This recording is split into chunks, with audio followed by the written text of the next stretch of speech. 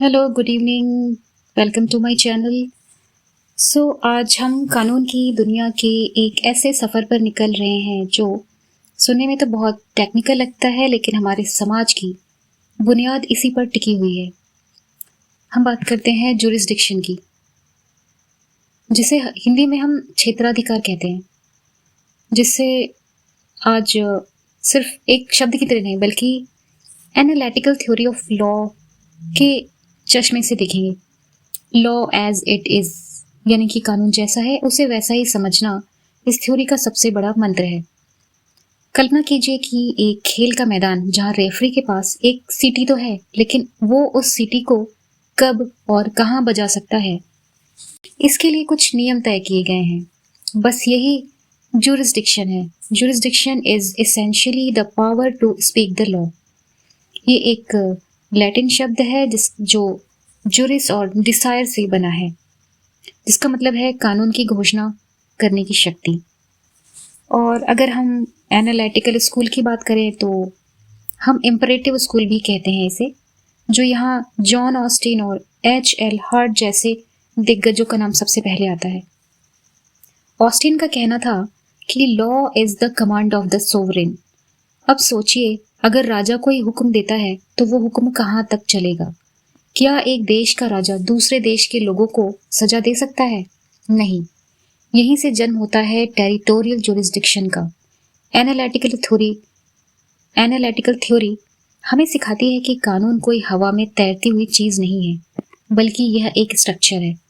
It is a system of rules that defines boundaries. जब हम कहते हैं कि किसी अदालत के पास जुरिस्डिक्शन है, तो हम असल में यह कह रहे हैं कि उस अदालत को उस खास मामले में सुनने को उसको एक पावर दी गई है। उसे लीगल कॉम्पिटेंस कहा जाता है। ये शक्ति उसे किसी ऊंचे कानून या संविधान से मिलती है। तो एनालिटिकल पॉजिटिविज्म का सबसे बड़ा उसूल है separation of law and morals. यहाँ कानून सही है या गलत यह मायने नहीं रखता। मायने यह रखता है कि क्या कानून बनाने वाली अथॉरिटी के पास उसे लागू करने की पावर थी या नहीं। Jurisdiction acts as a boundary wall. ये एक लक्ष्मण रेखा की तरह है, जिसे कोई भी जज या अधिकारी पार नहीं कर सकता।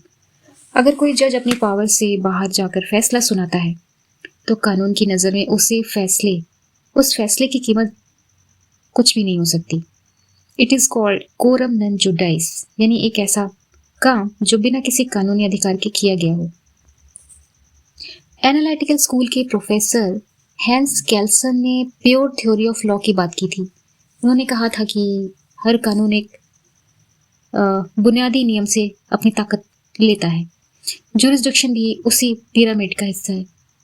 चलिए इसे थोड़ा और आसान बनाते हैं। मान लीजिए आपके पड़ोस में कोई झगड़ा हो गया। आप उस झगड़े को लेकर कंज्यूमर कोर्ट नहीं जा सकते। क्यों? क्योंकि कंज्यूमर कोर्ट का जो सब्जेक्ट मैटर जुरिस्डिक्शन है सिर्फ व्यापार और सेवाओं तक ही सीमित है। एनालिटिकल थ्योरी हमें ये बारीकियां समझाती हैं।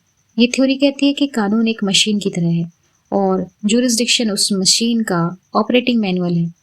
Without jurisdiction the entire legal machinery would collapse into chaos. Austin की कमांड थ्योरी में साफ है कि जहां संप्रभु यानी सोवरेन की ताकत खत्म होती है, वहीं कानून की सीमा भी समाप्त हो जाती है।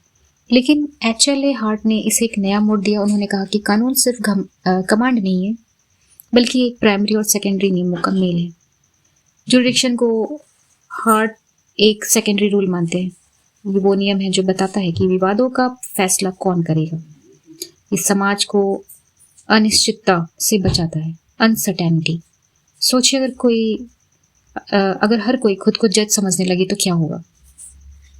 एनालिटिकल थ्योरी इसी अनसर्टेनिटी को खत्म करती है। यह फिक्स करती है कि किस जमीन के टुकड़े पर किसका राज होगा, किस जुर्म की सुनवाई कौन सी बेंच करेगी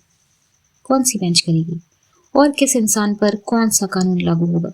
jurisdiction is not just about geography, it is about authority. यह सिर्फ नक्शे की लकीरें नहीं है, बल्कि ये लीगल अथॉरिटी का एक घेरा है।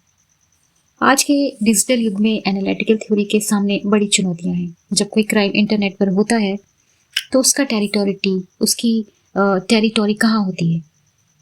सर्वर अमेरिका में है, अपराधी भारत में है और शिकार ऑस्ट्रेलिया में। तो यहाँ पर एनालिटिकल स्कूल के पुराने नियम थोड़े कमज़ोर पड़ने लगते हैं, लेकिन उनका बेसिक आइडिया आज भी वही है। Law needs a fixed point of reference. कानून को हमेशा एक निश्चित आधार चाहिए होता है।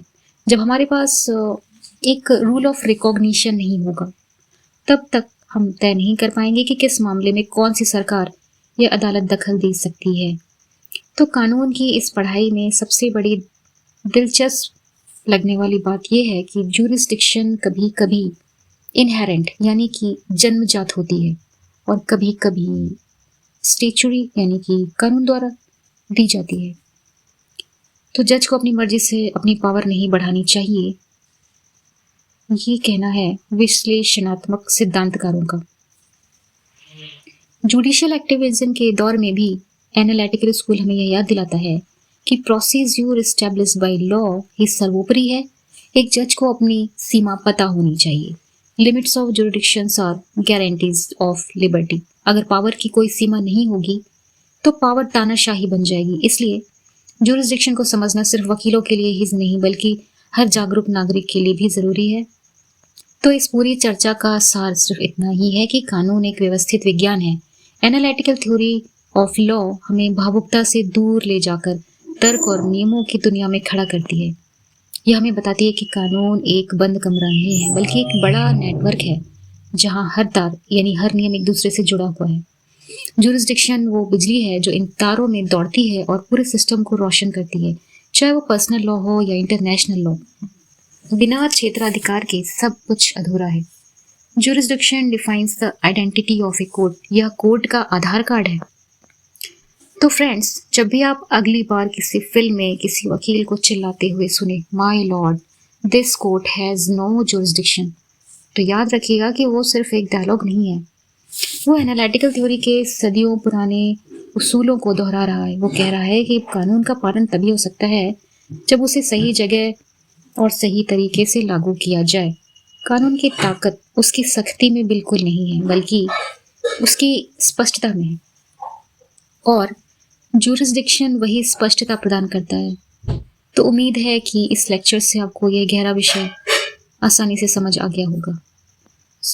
विधि शास्त्र के ये सिद्धांत हमें समाज को एक बेहतर और व्यवस्थित रूप देने में मदद करते हैं। कानून की यात्रा कभी खत्म नहीं होती, बस यह एक पड़ाव है, बस एक पड़ाव जो अगले पड़ाव के इंतजार में रहेगा।